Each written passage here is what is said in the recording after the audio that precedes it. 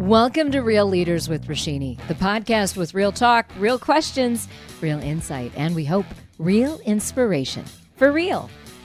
We're at Capitol Grill in downtown Minneapolis. My guest today is Jennifer Grant, speaker, author, and environmental advocate. Jen, I love that your mission is lead with love. That's kind of a loaded line, though. It can be. What do you mean by that?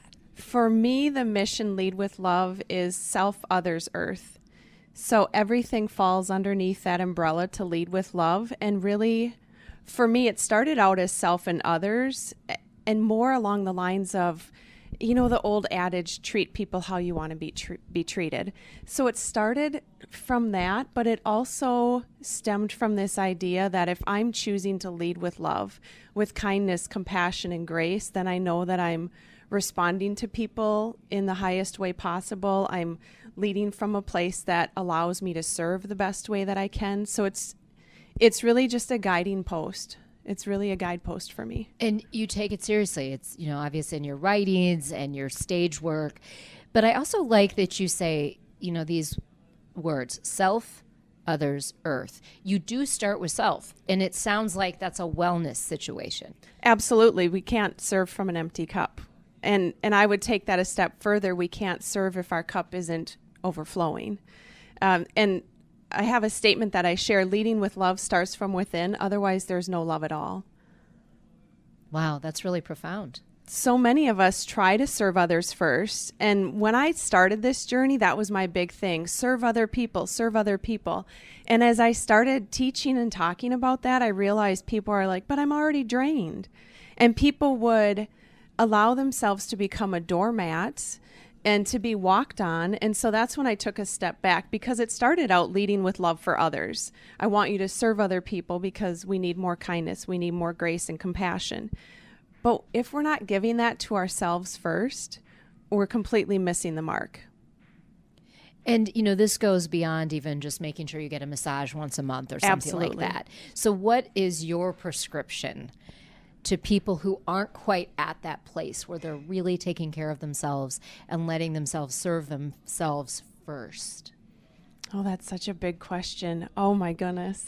And let's say someone wants to take baby steps. I mean, they Yeah. are either that doormat, whether they realize it or not, and they know they need to make a change because either their health or their kids just went away to college and now they're like, now what? Right, that empty feeling. So I think it starts with awareness, which you touched on without even saying the word awareness. If they know it, a lot of people don't even recognize it. Maybe they'll recognize it through this conversation that, you know what, that is me. So it starts with that awareness, and that awareness starts small. So it's baby steps. Take a breath. Notice.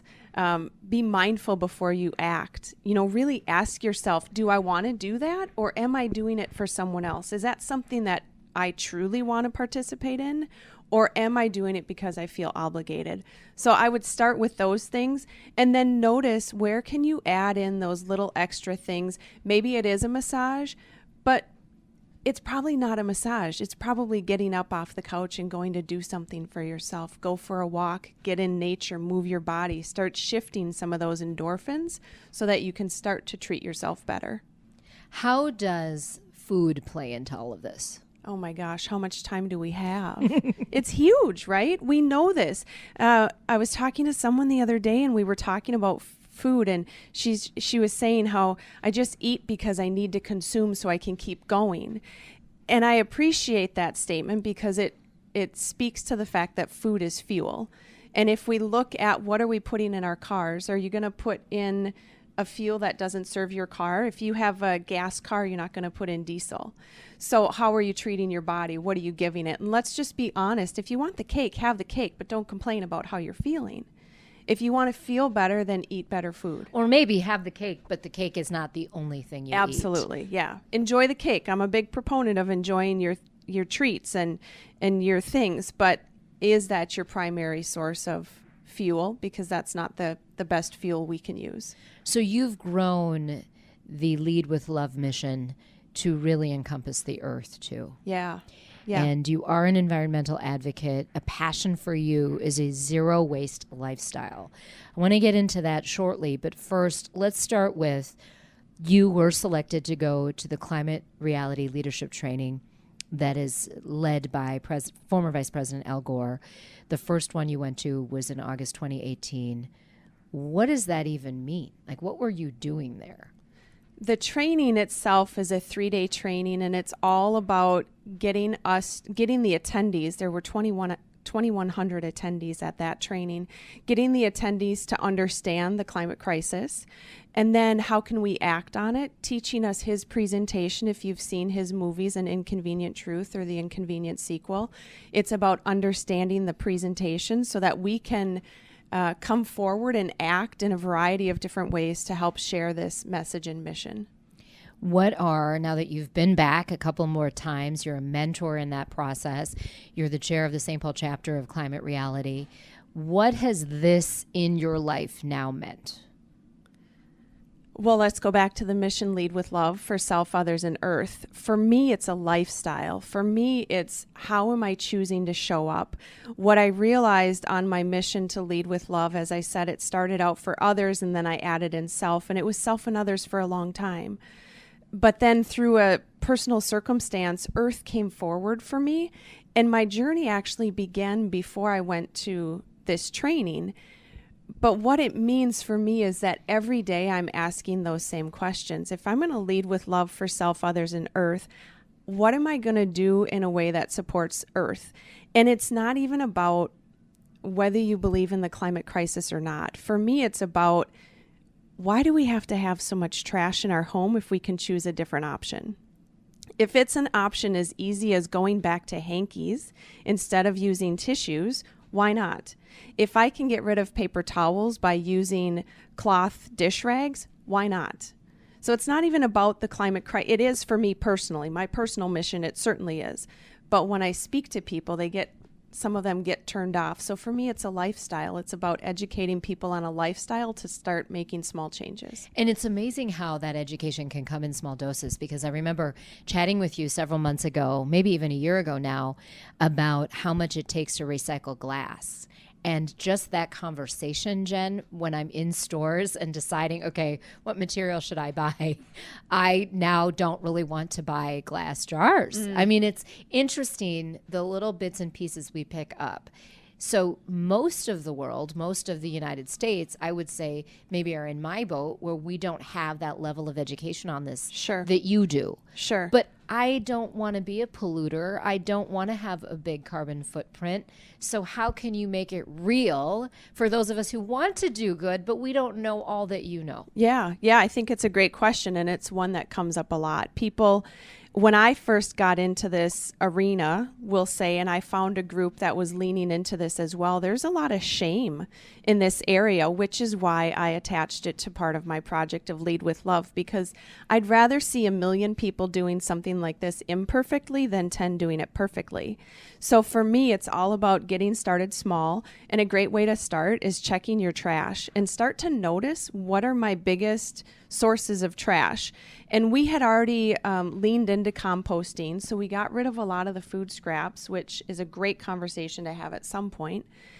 So then the biggest trash sources that we had, I touched on briefly, was Kleenex, tissues, and paper towels. And those were 2 easy swaps. So start with checking your trash. What are you actually throwing away so that you can start getting educated and just notice. Take a peek. Again, it goes back to awareness. And for some inspiration, what are you down to now for trash? Oh my goodness. At home. So we canceled our trash. Our trash service was canceled March 26th of 2018. We haven't had a trash can for, a year and a half? Wow. And we go through, we probably, those deli style size bags, like you go to the meat counter, you get a deli bag. Right. So we probably fill one of those. We don't buy those, but on average, if we're looking at amount of trash, we probably fill one of those every 2 to 3 months. Wow. Yeah. So it is possible. Yeah. It's just shifting how you shop. And it starts also by looking in your trash can. I love that. Yeah. Check your trash. What are some easy swaps you can make?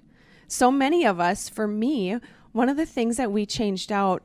So as I started down this journey years ago, I've I realize now that I've been leaning back into it, but didn't realize where it would take me.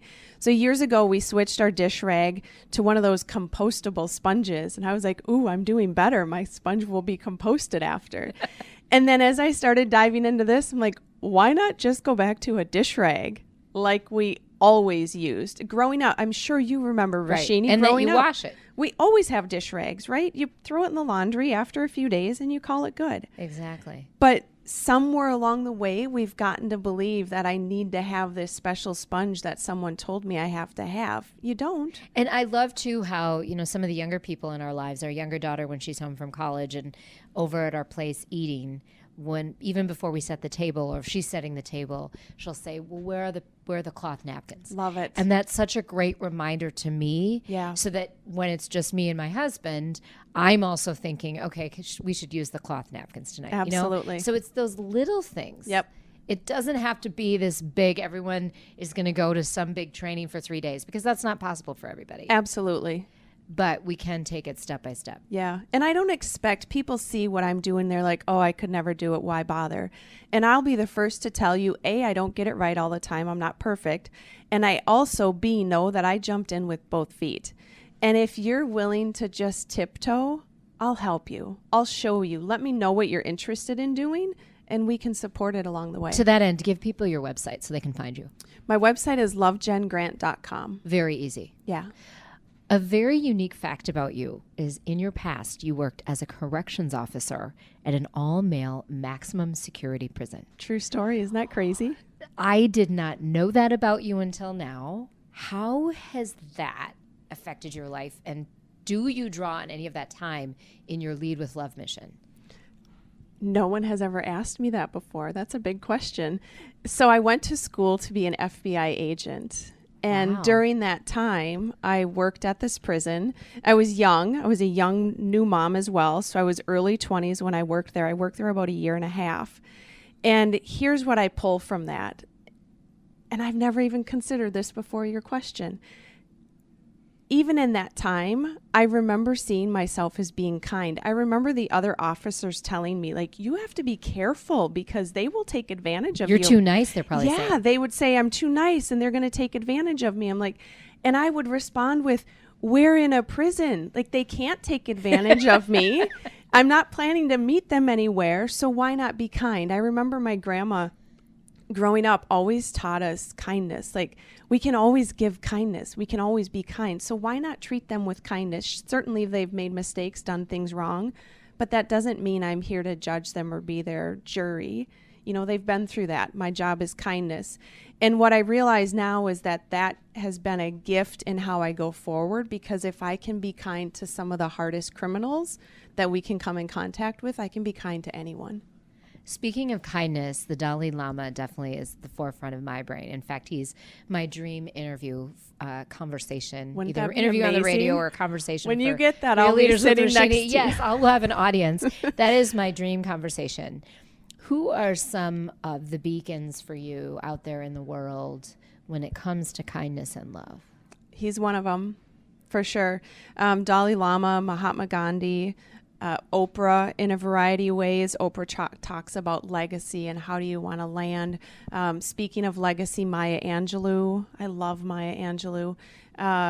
Wayne Dyer has been a great one for me. He was one of my early mentors and teachers, and I was pleased to have met him in person before he passed. Marianne Williamson is also one. She speaks, primarily her work is wrapped around A Course in Miracles. And A Course in Miracles, the premise to that is this recognition that everything either comes from love or comes from fear. And so my Leading with Love mission came from A Course in Miracles, really. Like, do I want to choose to lead from a place of fear? Or do I want to really choose to lead from a place of love? So those are a handful of them. That's beautiful. Well, let's have a little fun with you. We are in Capitol Grill. Yeah. A place that mixes a good cocktail, has some good wines. If Jennifer Grant were a drink, what would she be? Ooh, she would be a fancy gin and tonic. All right. And what makes that fancy? So there is this special, and I do not remember what it's called, Roshini. We can even go with a basic gin and tonic. I'm okay with that. Give me a great gin like a Bombay Sapphire Or there's this other one that I can't remember the name, but it tastes like black licorice. A certain kind of gin. Yes. Okay. Wow. I hear the love for that in your voice. I enjoy a gin and tonic with a lime twist, please. No straw. Okay. No straw, because that would be bad for the environment. Yeah. All right. Well, Jennifer Grant, thank you so much. And you can also find her on Instagram at LoveJenGrant. Great to have you with us. Thank you so much. It's been a pleasure. Until next time, keep it real.